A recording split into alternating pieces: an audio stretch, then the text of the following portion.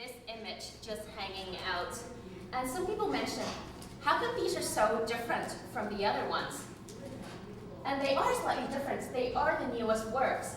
And I have gone through a stage. If you look at the paintings behind you, those are some works that I did in 2008, and I revisited the idea of oil painting. I stopped for quite a few years. And at that time, I was doing something very sugar-coated. I was doing something almost entirely for children. And then I realized, in doing that, I was compromising my artistic integrity a little bit. So I started investing a little bit more of the darker side of my works. And you can see the imagery of the rat is here again, this really furry, dirty rat that's beautifully rendered, but it's so repulsive in real life. And in the other image, there's a pig head, a body missing. And would you ever see a 7-year-old holding a live, bloody head of pig? Probably not your everyday scene. So these two, can you play with me? These are two girls holding these really ambiguous objects in their hands, and they look all cute and it's beautifully rendered, but you see something is not quite working here, something is really strange. And same as this image, there's a tree hanging, there's a baby hanging from a tree with no leaves. And for me, this is the almost tree of life.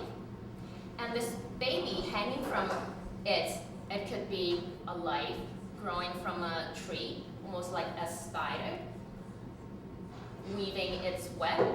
But at the same time, it strangely refers to a suicide and death as well, with a rope hanging from the tree and an object, a life, hanging at the other end. What do you think of? I think of suicide.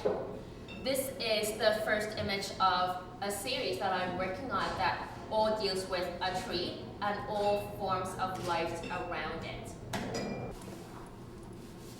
I'm still working in this cute style, and you can see all my images right now. The eyes are super big and the heads are super big, and they're all really cute. This is a series called Terrible Beauty. If someone can give me a hand, Darcy. Thanks. If you can just maybe show me, maybe just put that here and show me. And you can see these are all portraits of naked young women. And some of them have very obvious diseases, but some of them are not as obvious. This is a series that explore the concept of beauty. If we think of beauty, beauty represents health and youth because it directly refers to our ability to reproduce.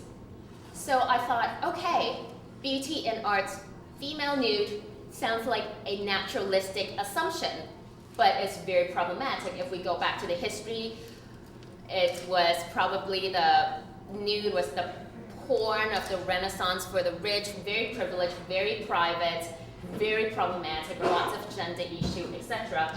So I thought, okay, if I make nude female, young female portraits, but add some obvious problems to them, would they be beautiful? But they cannot really reproduce, and they clearly have scars or whatnot. So, for example, this one, she is depressed. This is depression. For example, this is OD, overdose, and we all know we can die from overdose. And she's blind. She's missing a body. Another series I want to share with you, it also deals with duality of all kinds. And these are strictly ink drawings. You can come up and look at them afterwards. And you can see that there's a lot more background information, more closer to that series that I started 4 years ago. This is one more from that series. And you can see I don't work in the tradition of Western perspective where everything is like the Renaissance masters, everything's measured. My aesthetics is very influenced by Chinese paintings, the mountain water painting, where the image is the vehicle where you project your own thoughts and you think about it. And I thought an image is the site where your imagination takes wild, and for me, making it too realistic does not fulfill that purpose. Just quickly showing you as well a commissioned piece that I did for Rice Paper Magazine in the same style.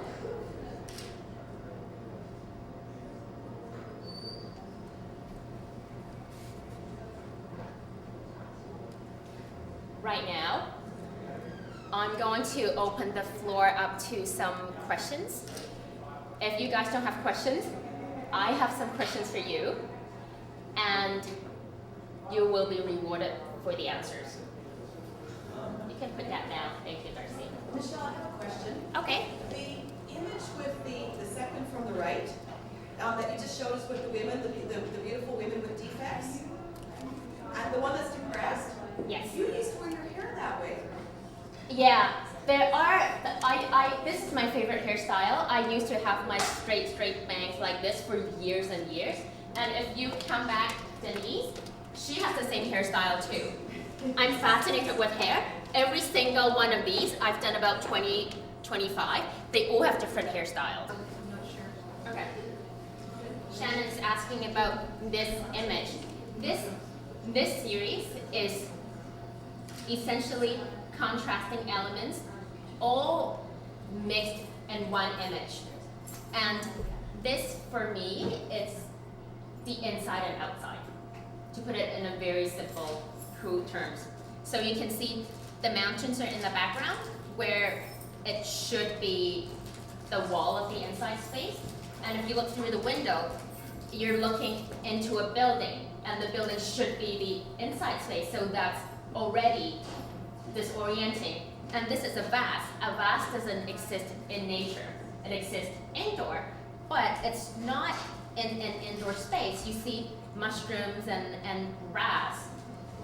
And if you come back and look at the other imageries, there are lots of repeat imageries as well. Like this butterfly, there are about 20 different butterflies in that image, and it's recurring here. And the little hands, they're recurring from another image that is not here. So you can see a lot of recurring images. This is what I do now. I would have an underlying paint, and there's shading and everything. And I would actually use my pen and draw on it afterwards. So it's a mixture of both ink work, which people know me for, and then I'm also exploring the media of painting.